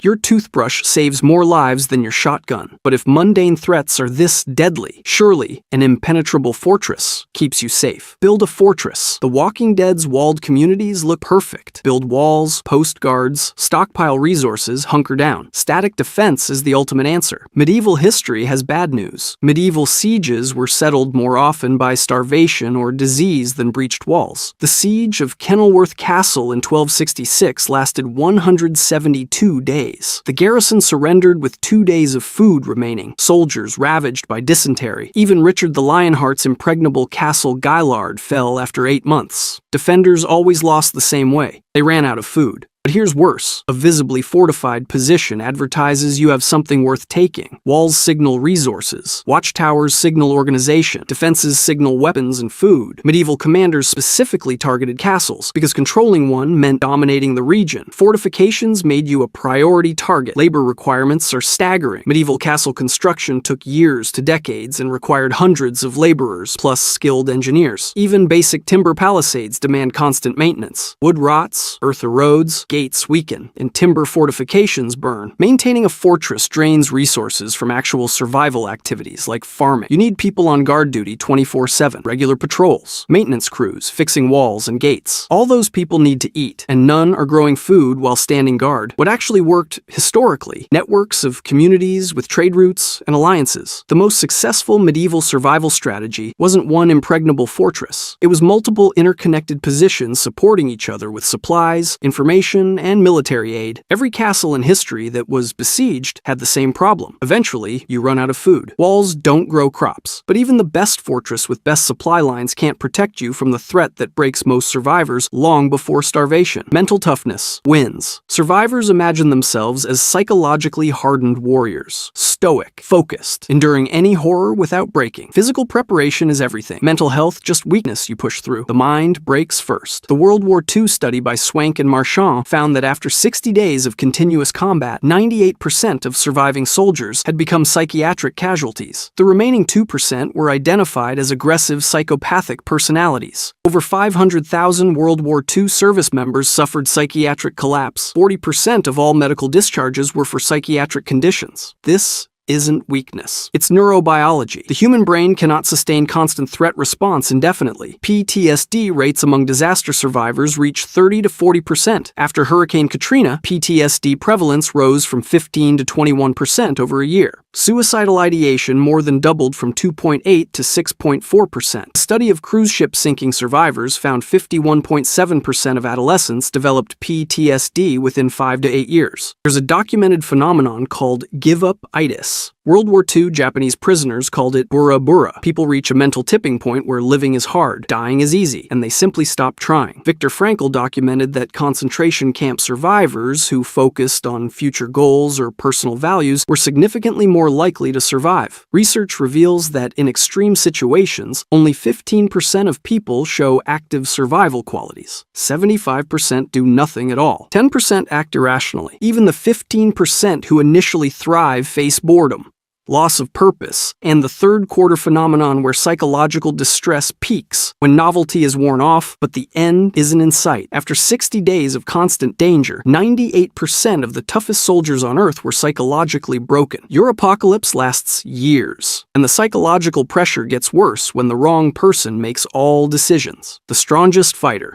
Post-apocalyptic media glorifies strongman leaders. Negan, the governor, Rick Grimes making unilateral decisions. The assumption is that authority flows from combat prowess and survival demands authoritarian command. Over 60 years of disaster sociology says the opposite. The University of Delaware Disaster Research Center has studied catastrophes since 1963. Panic is not the typical human response. People act rationally and pro-socially. After Hurricane Katrina, despite media reports of chaos, pro-social behavior was by far the primary response. Martial law has never been declared as a necessity in any United States disaster in history. Disasters create what researchers call an altruistic community, an outpouring of solidarity that transcends prior conflicts. But authoritarian authoritarian leadership destroys that cooperation. Nobel laureate Amartya Sen's research demonstrates that more people starve under autocracies during crises because authoritarian systems create discriminatory aid allocation funnels favoring political loyalists. Democracies and shared governance produce better survival outcomes because of institutional flexibility, accountability, and open information flows. The most valuable person in a 3+ year survival community isn't the fighter. It's the farmer, the healer, the person who can make soap. Medieval cloth making alone required spinners, weavers, fullers, dyers, and tailors, employing 1 in 7 of England's entire workforce. POW camp research shows survival rates correlated with maintaining social bonds, daily routines, and organized recreation, not individual toughness or hierarchical control. Camps with highest survival rates were those where prisoners maintained social structures, shared resources fairly, and preserved dignity and purpose. Elinor Ostrom won the Nobel Prize proving communities can successfully self-organize to manage common resources through shared governance rules. No strongman required. The Walking Dead makes leadership look like being the toughest person in the room. History says it's being the most trusted. But even the best community with best leadership can't survive if the ground beneath their feet is collapsing. Infrastructure holds up. People assume roads remain drivable, buildings stay standing, and background infrastructure persists passively. They plan around an environment that looks like the present, just emptier. Everything crumbles fast. United States infrastructure already earns a C grade. 43% of roads are in poor or mediocre condition with constant maintenance. Without it, water infiltrates cracks, freezes, expands. Within 2 to 5 years, roads develop severe damage. Within 10 to 20 years, many become impassable. Vegetation breaks through asphalt within 1 to 2 years. Pripyat, abandoned after Chernobyl in 1986, is the definitive case study. Within 35 years, roads vanished under dirt and moss, broad boulevards became cocooned by trees. A football field became recognizable only by spectator stalls. Trees grew inside apartment buildings. Scientists documented 20 tree species actively colonizing the city. Farmland around Chernobyl was reclaimed by natural vegetation within 6 years,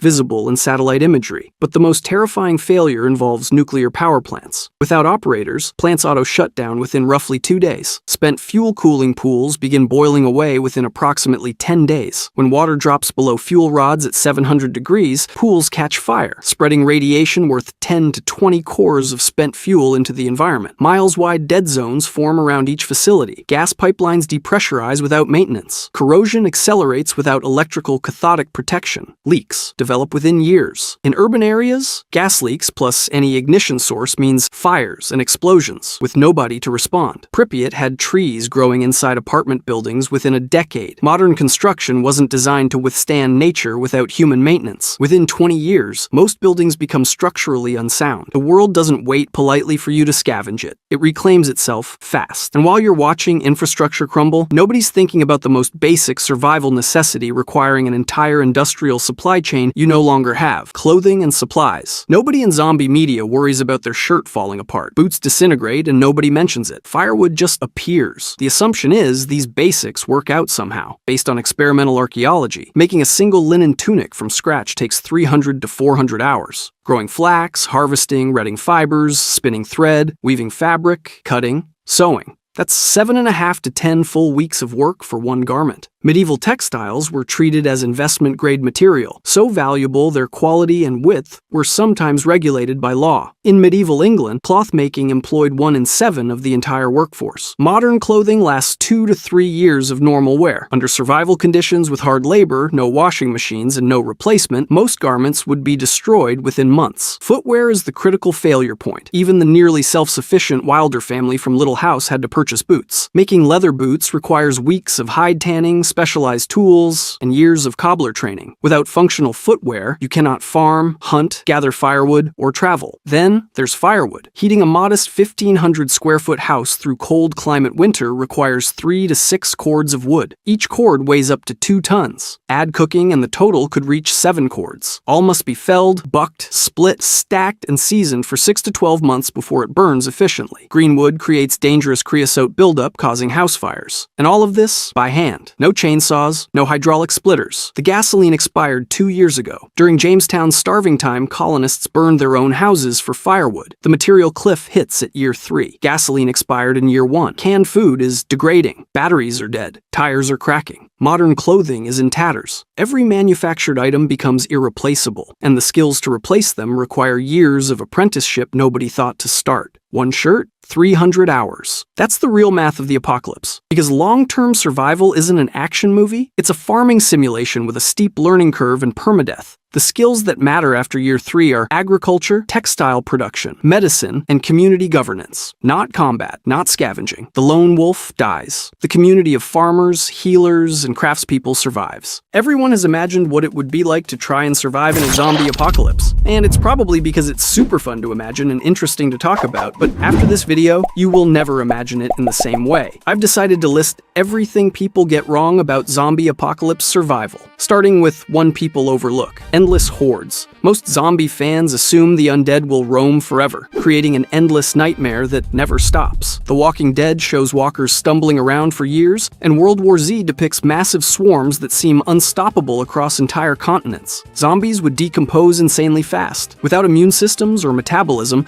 their bodies become instant buffets for bacteria, insects, and scavengers. In hot, humid climates, maggots would reduce them to skeletons within weeks. Cold weather would freeze their tissue until bones snap like twigs. Even the rage-infected from 28 days later, who are technically alive, would starve to death since they can't process food for energy. Animals would treat slow-moving zombies like easy prey, tearing them apart before they could form threatening hordes. The Walking Dead's endless waves of intact walkers year after year completely ignores basic biology and environmental breakdown. The truth is, you could literally wait them out in a secure location, and nature would do most of the work for you. This flips the entire survival strategy from constant running to smart fortification and patience. If you thought that was a relief, wait until you hear what people get wrong about actually fighting these things. Easy headshots. Everyone thinks popping zombies with perfect headshots is straightforward because Resident Evil and Left 4 Dead make it look simple. Rick Grimes, in The Walking Dead, nails walker skulls with his Colt revolver like he's at a shooting range, and Alice in Resident Evil performs acrobatic kills with pinpoint accuracy. But military training data shows that even experienced soldiers struggle with headshots under stress. The human skull is tough. Bullets can deflect off bone at bad angles, and your hands shake when adrenaline floods your system. Center mass shots are what professionals train for because they're far more reliable for stopping threats. The myth that you can casually headshot zombies ignores that most people have never fired a gun in their lives, let alone at a moving target while panicking. In World War Z, soldiers spray bullets everywhere during massive swarms because precision becomes impossible in chaos. Train to Busan shows desperate survivors swinging bats wildly because landing clean hits is way harder than it looks. The video game stats showing 100% kill rates on headshots create unrealistic expectations that would leave you out of ammo and surrounded by very alive zombies. Forget the Hollywood accuracy and aim for immobilization instead, because a zombie with broken legs can't chase you even if its head is intact. This completely changes how you think about combat efficiency and ammo conservation. That ammunition problem leads directly to the next massive misconception that could leave you defenseless when you need weapons most. And here's something that'll blow your mind. Even if you somehow became a headshot expert, you're solving the wrong problem. Because what nobody tells you is that a zombie with a destroyed brain can still kill you if it falls on you during the shot. The weight of a corpse, the momentum of its fall, the bodily fluids spraying everywhere one 180-pound walker collapsing onto you could pin you down long enough for 3 more to join the feast. Military combat reports show that neutralized enemies still pose threats through their mass and position. You'd spend so much time and ammo perfecting kills that you'd forget the most important rule: distance and barriers, not accuracy. Keep you breathing. Guns everywhere. The Walking Dead characters constantly fire guns. Resident Evil revolves around finding bigger weapons, and Left 4 Dead gives you unlimited firearms to blast through infected. Everyone assumes that having guns means you're safe, and the louder and flashier the weapon, the better your chances. Here's the problem. Every gunshot is a dinner bell for every zombie within hearing range. Suppressors help, but they're rare and not actually silent like movies pretend. Ammunition expires within months if not stored properly, and you definitely can't carry enough to fight off real hordes. The noise from Rick's revolver in The Walking Dead would attract walkers from blocks away, turning every encounter into a bigger threat. Resident Evil's endless ammo cheats are pure fantasy, and in reality, you'd run dry fast. Quieter options like Daryl's crossbow or basic melee weapons let you stay off the radar. 28 days later, survivors use cricket bats because stealth beats firepower when noise means death. Army of the Dead shows how guns create cascading problems when shots echo through empty cities. drawing more infected than you can possibly handle. Smart survivors would treat guns as absolute last resorts and rely on silent weapons to avoid becoming the center of attention. This means rethinking your entire defensive strategy around staying quiet instead of going loud. And speaking of bad strategies, people make terrible choices about where to find supplies. But even knowing all this, people still make a more fundamental mistake about where they plan to get these weapons in the first place. But let's talk about what actually happens when you fire that gun. It's the flash, the smell of gunpowder, the brass casings hitting the ground. In complete darkness, which is what most of a post-apocalypse world looks like without electricity, your muzzle flash blinds you for precious seconds and tells every threat within visual range exactly where you are. Night vision? Good luck finding batteries that work after 6 months. The reality is that one trigger pull creates a sensory beacon that marks you as either prey or competition to everything in the area, living or dead. And if you're indoors, the concussive force in enclosed spaces can rupture your eardrums, leaving you disoriented and unable to hear approaching threats. Suddenly, that pistol feels less like protection and more like a suicide button.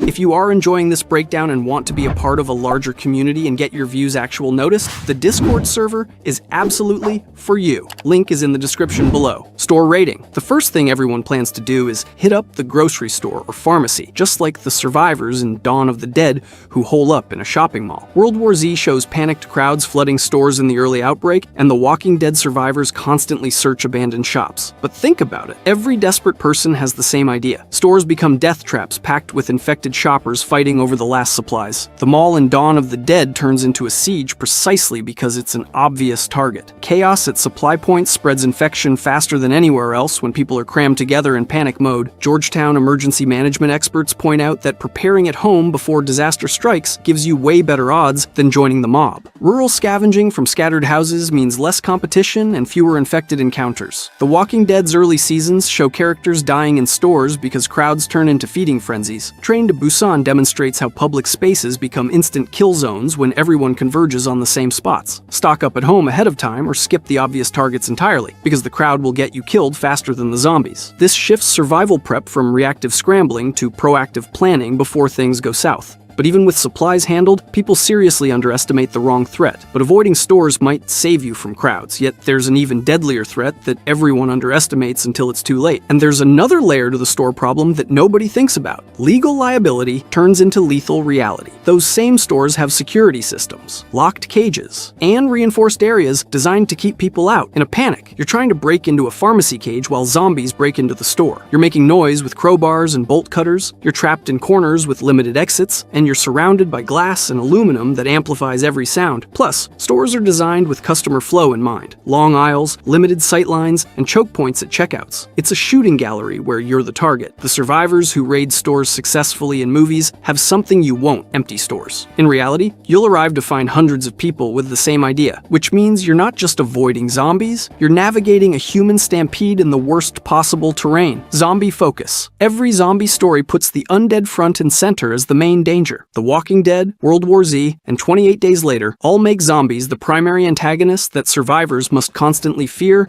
and fight. But look closer at those same stories, and you'll notice something. Humans cause more deaths than zombies. The Governor in The Walking Dead slaughters more people than walkers ever did at the prison. Negan and the Saviors prove that organized human threats are deadlier than shambling corpses. Real disaster studies show that resource conflicts, betrayal, and desperation turn people into worse monsters than any zombie. In World War Z, the geopolitical collapse and human panic kill millions before zombies even reach most areas. The Last of Us demonstrates how survivor factions become the actual enemy, with bandits and cannibals more terrifying than clickers. Army of the Dead features human betrayal as the twist that dooms the entire mission, not the alpha zombies. 28 Weeks Later shows military incompetence and cover-ups spreading infection more than the rage virus itself. Trust is your biggest vulnerability because other survivors might rob you, kill you for food, or throw you to the zombies to save themselves. This means your survival strategy must account for human threats as much as or more than the undead lurking outside. And while people worry about bites, they ignore something way more deadly. And that vulnerability extends beyond human threats to something even more insidious that's killing you from the inside: bite obsession. The Walking Dead makes everyone paranoid about bites and scratches. Resident Evil focuses on infection from zombie attacks. And The Last of Us shows spore exposure as the transmission method everyone fears. But every everyday health problems would kill you way faster than zombie infections. Appendicitis becomes a death sentence without surgery. Infected wisdom teeth or dental cavities could cause blood poisoning. Minor cuts turn septic without antibiotics. Poor hygiene leads to dysentery and parasites from contaminated water. The rule of threes says you die in 3 hours without shelter in extreme weather, 3 days without water, and 3 weeks without food. Zombies aren't even on that list because dehydration and exposure kill quicker. Army of the Dead survivors ignore basic first aid until injuries fester. The Walking Dead rarely shows characters dealing with chronic conditions like diabetes or asthma, which would be fatal when medications run out. Real disaster scenarios prove that disease from rotting corpses in cities spreads faster than zombie bites. Water treatment through boiling or filtering prevents more deaths than any anti-zombie measures. Stock medical supplies, learn first aid, and treat hygiene like your life depends on it, because it absolutely does. This means survival prep looks more like a camping medical kit than a weapons cache. But people also make terrible assumptions about where to survive. But even if you solve every health issue, you're still stuck in the worst possible location without realizing it. Here's the dark truth about medical emergencies that zombie media never shows. Without anesthesia, even simple procedures become impossible. Imagine trying to remove an infected appendix on a kitchen table with someone screaming. Now imagine that noise attracting every zombie in a half-mile radius. The person dies from shock or blood loss, and your whole group dies from the horde that showed up for dinner. Or consider this: mental health collapse. PTSD, depression, and survivor's guilt would be universal, yet nobody's stockpiling psychiatric medications or therapy skills. The Walking Dead touches on this with characters breaking down, but the reality would be far worse. Suicide rates would skyrocket, people would become catatonic, and group cohesion would shatter under psychological pressure. You're not just treating wounds. You're managing trauma in a world where breaking down mentally means breaking down physically, and both mean death. City defense. Urban environments seem perfect in 28 Days Later and Resident Evil's Raccoon City, with all those supplies and fortified buildings. The Walking Dead shows Alexandria as a walled community inside city limits,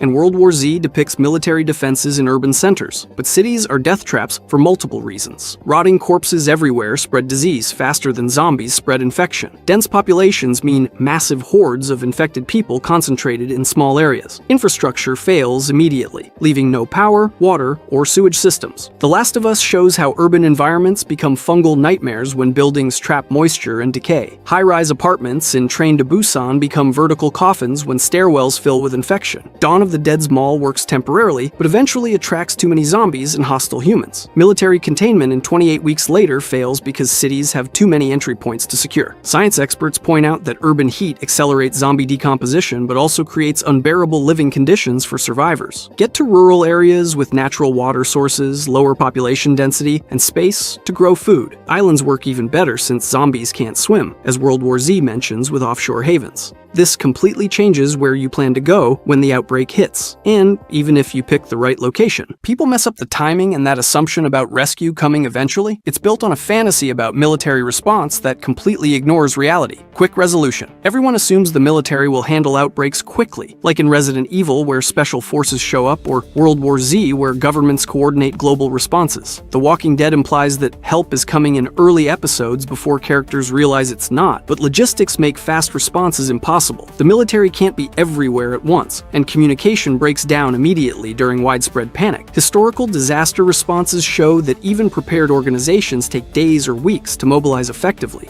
World War Z's book version details how bureaucracy and denial delay action until it's too late. The Last of Us shows how a single outbreak night spirals into total collapse before authorities can react. 28 Weeks Later demonstrates that even with military containment, one mistake reignites the entire infection. Army of the Dead reveals that governments just nuke problem zones instead of mounting rescues. Survival dispatch experts note that civilians should plan for prolonged independence because rescue won't arrive in time, if at all. Prepare to survive on your own for months or years, not days, because nobody is coming to save you. This means your entire supply strategy needs to account for the long haul, not just the first week. But people also get basic priorities completely backwards. Let's say you've survived the initial chaos and dodged the military collapse. You still face a resource crisis that most people completely misunderstand, and let's destroy another comfortable fantasy while we're at it. Communication is dead, and it's never coming back. No cell phones, no internet, no radio networks except maybe ham radio if you know how to use it, which you don't. This means you can't coordinate with other survivors, can't call for help, can't get weather warnings, and can't know what's happening one town over. The Walking Dead characters somehow always find each other through sheer plot convenience, but reality means permanent isolation. You could walk into an area that was cleared yesterday and is now overrun today. away, with no way to know until you're surrounded. Or here's worse, you could be 50 miles from a functioning survivor community with food, medicine, and safety, but you'd never know it exists. The information blackout doesn't just make survival harder,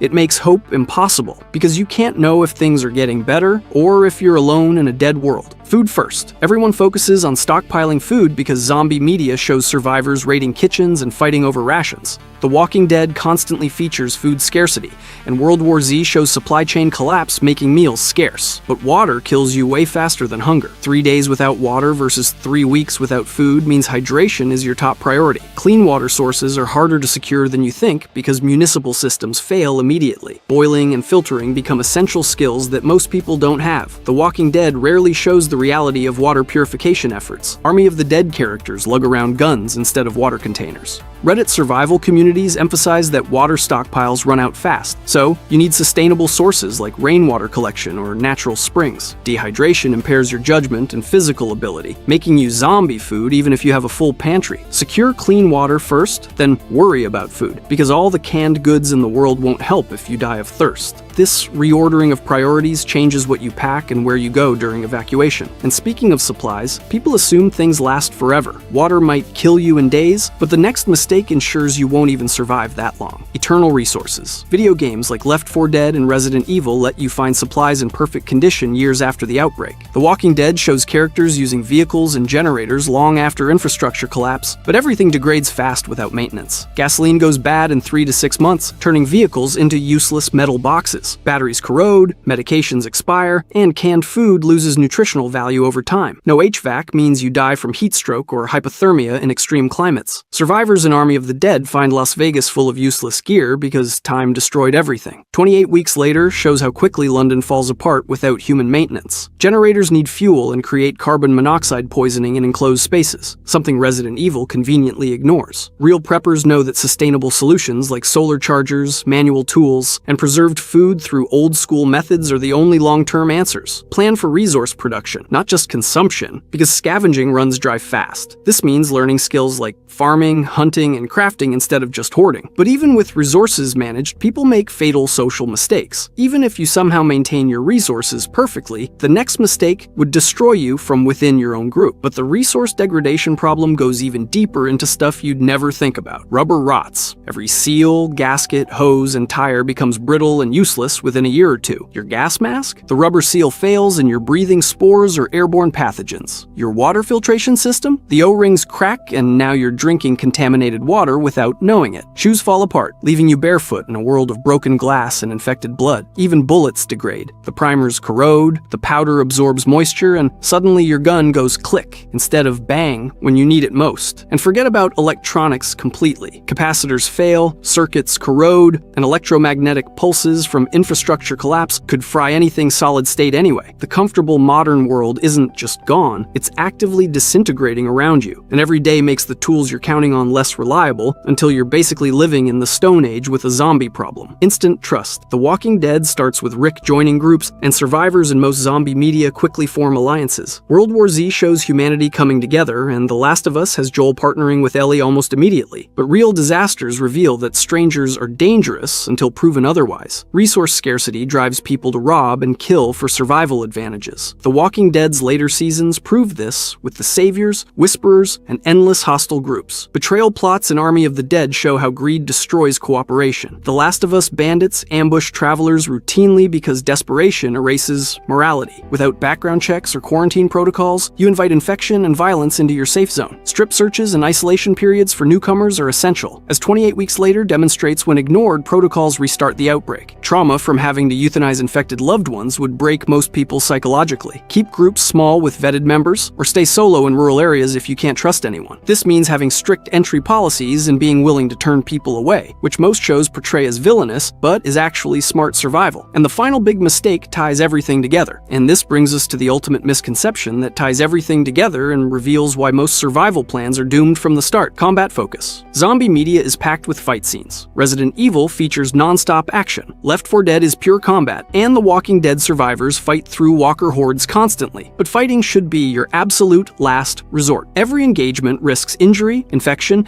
and attracting more threats through noise. Escape and evasion are way smarter than standing your ground. The Walking Dead characters who survive longest, like Daryl, pick their battles carefully. World War Z's initial chaos shows how fighting crowds gets you killed. 28 days later, survivors run and hide more than they fight because they're not action heroes. Stealth tactics like moving at night, using distractions, and avoiding populated areas keep you alive longer than any weapon. Fortification beats confrontation every time, letting threats pass by instead of engaging them directly. Train to avoid zombies, not kill them, because the best fight is the one you never have. This mindset shift turns you from a warrior into a survivor who actually sees long-term success. If you enjoyed this video and want to see everything people get wrong about zombie apocalypse survival, click the video on the screen.